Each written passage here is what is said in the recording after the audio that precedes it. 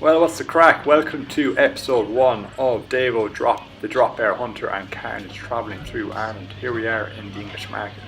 Every good adventure begins with good food, and we had to prepare with a bit of a feast, and we treated ourselves pretty well, I must say.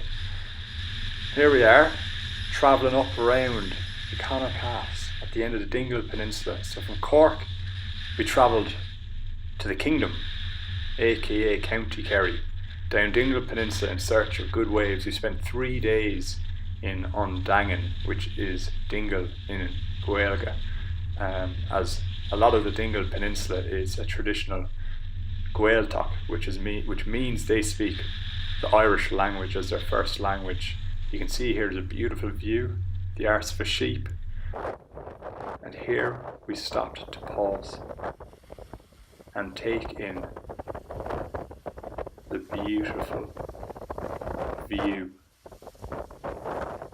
I must say it was absolutely incredible to see the sun setting blitz through the clouds and shine upon that lake. Stuck in traffic with a few cows. First sign of a few waves. We were getting a bit excited, but it was a bit windy. This fine spot here is called Coomanole, at the most southern part of the Dingle Peninsula. The Blasket Islands are there on the left hand side of the screen. Jumping over the old electric fences in Ireland is about as dangerous as it gets. We don't have to watch out for the great white sharks, but the electric fences. I actually hit one on the way back and got slapped on the arse when I fell back in the air. And here we have a bit of a slab. Not the kind of slab we're looking for. That'll be found in Donegal and Sligo in a few days. But it was good to see nonetheless. And finally, we got ready for a bit of a surf. Getting ready for our first surf. Unfortunately, the waves were not the most amazing, but it was nice to get wet at last in the Atlantic Ocean. The waves didn't get too much better than this, but myself, sure, this adventure was not just about surfing, but meeting people and enjoying trad. Good old trad music. Everywhere you go in Ireland, you'll find a bit of awesome trad. Here's Old Mate, as we like to call them in Australia when we don't know the person's name, playing a cheeky bit of flute. So we sat back, enjoyed a pint of Murphy's, best stout we have in Ireland, because it's from Cork, and enjoyed this fine spectacle. Oh boy, what do we got here? Tap dancing. Bit of jumping, bit of dancing, having a laugh. Once Old Mate finished his tap dance Rooney, we decided to listen to a wee bit more trad music, have a bit of crack, have a pint of Guinness.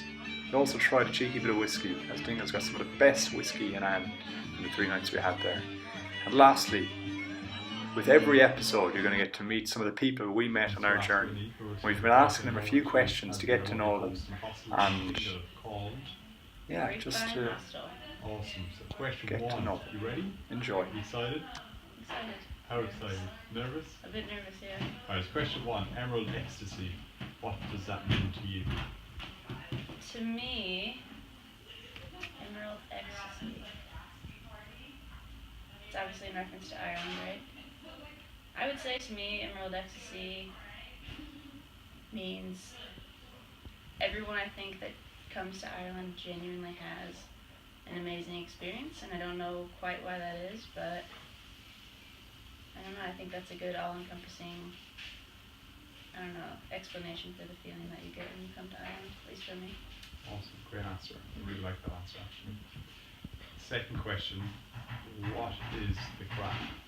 The crack? Yeah. The crack is like the good time. The crack is fun. It's like what's up, what's happening. I don't know. Crack is like the good stuff, I guess.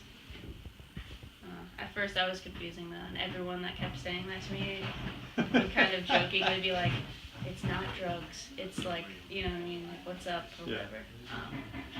So yeah. Awesome.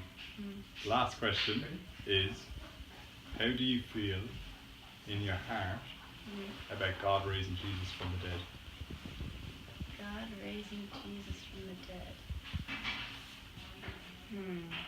I don't know exactly where I stand with God raising Jesus from the dead. I know in my heart that I think Jesus was a real person. And I think that he was a really good example for how humans should live their life. And so I can really relate to where religion has tried to take that. But I think it's kind of skewed it in a way that we aren't getting along with each other and we're fighting, about our religions, and I don't think that was the point at all. So I'm not quite sure about how I feel about Jesus coming back from the dead, but I think he was a really rad dude and was doing things correctly. So. So do you feel when he died he didn't come back? Depends on how you look at it, I guess. I don't know that he came back as a person, I would say. I could say maybe he was reborn in another way, but maybe the Bible has taken that to a literal, anthropocentric point of view, that he was brought back from the dead into another human form. And I don't know quite how I feel about that, but maybe his energy was reborn into something else or dispersed into all of us. But I think we all have a bit of God in us. Everything that's living has a bit of God in it, so the rebirth in that sense, I think, makes a lot of sense to me. Who knows, though? I don't know if any of us will ever know that. It's there to discover. It's what life is. Life is an opportunity to seek and ask questions, and ask big questions that many people avoid. That's a big question that many people want to put in a box and don't go near it. The three questions. First question, Emerald Ecstasy. What does that mean to you? Emerald Ecstasy. Ecstasy. Sounds ecstatic. Yeah. Great. Yeah. Awesome. Second question, what is the crack? Crack is mighty. Yeah. All the time. Always. Always. The final question is, how do you feel in your heart about God raising Jesus from the dead? Brilliant. It's a brilliant thing. It's a great thing. And you feel so peace. Great, it's brilliant. Yeah. Yeah, it's fantastic. And you believe that in your heart? Oh yeah. Yeah. Awesome. Do you want to maybe come around and get a view of it? Sure will. I wonder if you get a view of the cliff with the storm blowing through. Here we go. There's the beauty of the risen Lord. Yeah, that is. Amen. Yeah, that's itself. This is church. This is In each episode, we're going to end with one of Davo's drop bear hunting so the drop stories. bear And here we met a lovely lady called Barbara from California, and we told her about the dangerous drop bears of Australia. We have told you about Enjoy, and yeah, hope you We guys haven't enjoyed really- this first Not episode of really, Emerald we haven't Ecstasy. really done surf Can you find event some photos? around.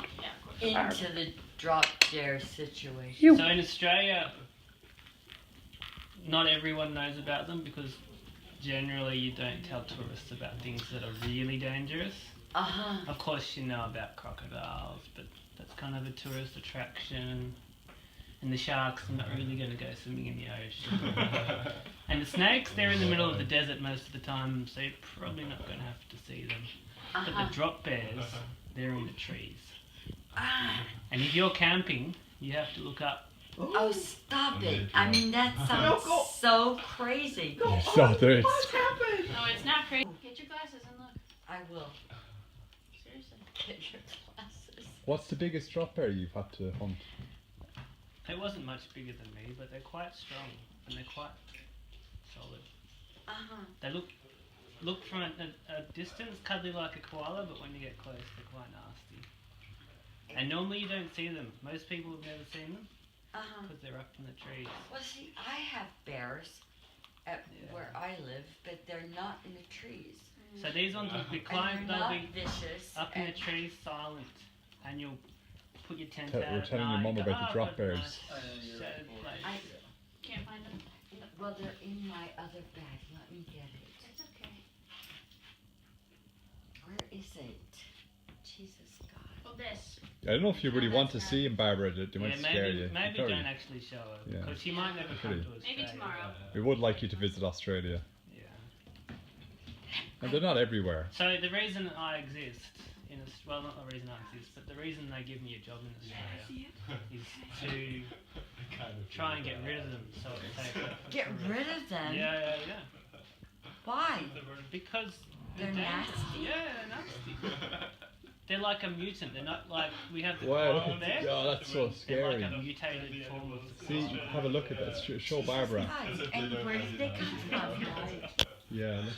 I don't actually Yeah. know.